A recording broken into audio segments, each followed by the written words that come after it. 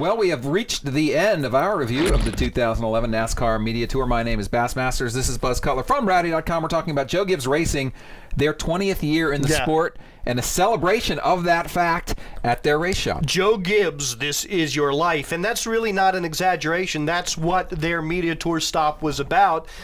Joe and JD came out, and then one by one, they brought out all the guys over the history of Joe Gibbs Racing that were meaningful to that organization, starting with Norm from Interstate Batteries. They had Dale Jarrett via video, but then bringing out onto the stage, live and in person, Bobby Labonte, Tony Stewart, of course, Jimmy Makar was there.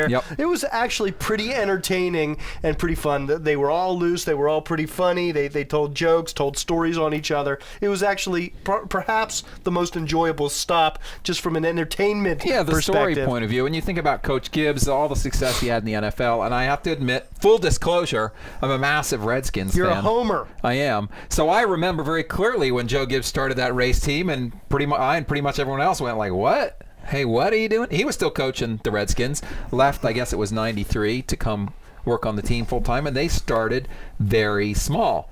They're not small anymore. No. You know, this is a multi-championship, top-tier race team. Over 400 employees, with a very impressive young slate of drivers. Kyle Busch, one of the most talented guys in the garage. Denny Hamlin, true championship contender, probably without a move or two or a break or two at the end of last year, would already have a Cup title and would have been the guy to dethrone Jimmy Johnson. He could certainly be that guy this year.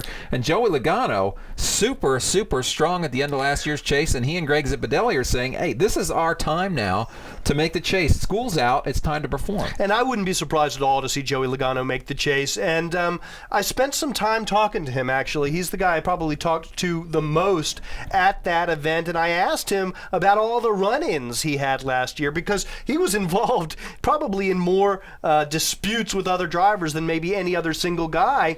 And it's interesting, he sort of tied that to his relationship with Zippy. He said, basically, to earn Zippy's respect, you have to stand up for yourself and speak your mind. And I asked him if he had Zippy's respect now, and he said, yeah, he thinks he does, and in part because of the way he handled himself with those other drivers. He feels more like an established guy. Yeah, he's shown enough now to feel like, okay, I'm an established guy. I have earned the respect. Right, and I've come in with a lot of hype. I'm sure he's taken his knocks and learned how to do some things differently. We all do, right? And I think it'll be interesting to watch him. Now, I talked to Denny Hamlin quite a bit because I was interested in some comments that he made at really, I think it was a Goodyear tire test maybe down at Daytona, where he's like, I'm going to be more aggressive in the chase this year, or maybe I should have been more aggressive last year. And I asked him about that because people were talking about how competitive he is and how much drive he has. And I said, but dude, you're also a very thoughtful driver. You're very crafty, You had a strategy last year in the chase, which was to take it easy for the first 5 races, stay out of trouble, and then kind of turn it on. And you basically executed that to perfection, and we're in a position to win the championship. Are you really telling me now that you don't think that was a good strategy? And he admitted, he's like, it was a good strategy. We kept ourselves in the game the entire chase, and we separated ourselves from the pack. We eliminated 7, 8 guys, kept it a 3-car race, and gave ourselves a chance to win the championship, a great chance. And unfortunately for us, we lost it in the final seconds, of the game. I was kind of relieved to hear that for his sake, because I think his strategy was right on. It's going to be even more right on with the point system we've got going this year. You've got to be smart. You have to pick your spots. Denny Hamlin's very capable of doing that. Now, what can you say about Kyle Busch? I think everybody just admits that he is probably one of the, if not the most talented drivers on the circuit, yet has never been able to put together a championship type season. Is that because he spends too much time driving in other series? Who knows? Some people he would certainly deny it. I would say cumulatively it's got to have an effect. But that aside, what Kyle needs to learn, in my opinion, is there are a lot of points, a lot of very meaningful points between 10th and 20th. It may feel like sitting in that seat 15th to 18th.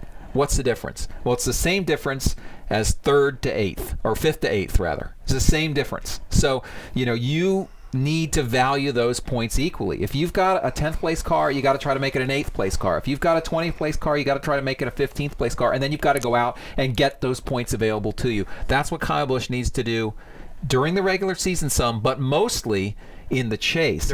The other thing that Gibbs is doing this year is they are fielding a standalone nationwide team that is not just Cup guys coming down to run in the second series. And I asked J.D. Gibbs if that was tied to the check-a-box system, and he said no, they made this decision independently to run a standalone nationwide team with Brian Scott. So maybe they're starting to look to their future a little bit and perhaps a fourth car down the line. You know, and the other thing about Gibbs Racing, the drivers are pretty young. They are. They're pretty Denny, young. At I think 30, He's the elder statesman. is the elder statesman. Right. Exactly. So it's going to be interesting to watch these guys. They've already achieved a lot at a very young age. It's hard to believe that there won't be a championship in the next couple of years for one of these guys. The team's great. They're very talented. You got to think it wouldn't surprise anyone to see Kyle or Denny win a championship this year. And, you know, who knows in the next 5 years where Joey's career is going to lead. You wouldn't be surprised. I mean, it wouldn't shock me if in 5 years we were talking about Joey Logano as if not a Cup championship, as certainly a Cup championship contender. Absolutely. That's our look at Joe Gibbs Racing, and we're done with our review of the NASCAR Media Tour. But now we're doing driver previews, top 20 preseason top 20 driver preview thing. Eloquent of you. It's a good thing I don't speak for a living. Good thing, yes. And we'll be getting to that with some colleagues of ours from SceneDaily.com and NASCAR Illustrated. We're already running them. Oh, we are? Yeah. We've already started. So check them out if you haven't. Check them out. They're really awesome. Rowdy.com. Say it like it is. Say what like it is? Rowdy.com.